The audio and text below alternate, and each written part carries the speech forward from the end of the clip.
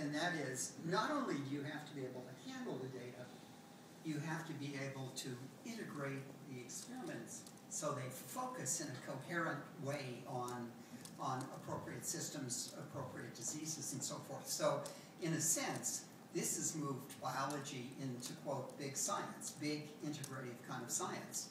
There is no funding mechanism with the federal government that even begins to touch the imperatives for big integrative science. Sure, for biology. Sure, there are bits and pieces of centers, but usually they franchise those out. You get $3 million a year, and you franchise the money out to 10 different individuals. So I would ask you, for biology, where are we going to get resources of an appropriate magnitude where we can take some of these big problems and integrate together in a very coherent way all of the talent we need to attack this multi-dimensional data problem in a coherent way and actually do the integration? Because if every biologist is doing their own thing, like independent little Brownian particles, then even if you can do all these fancy things, it doesn't get you anyplace.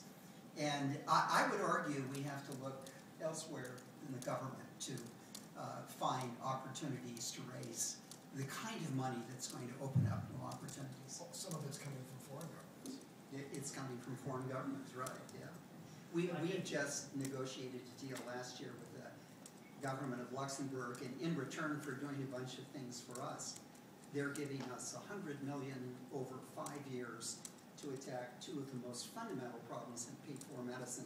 So we can do, and we've coordinated people from all over the world to do this on a highly select basis of who's the best person in the world who can do these things we can't do.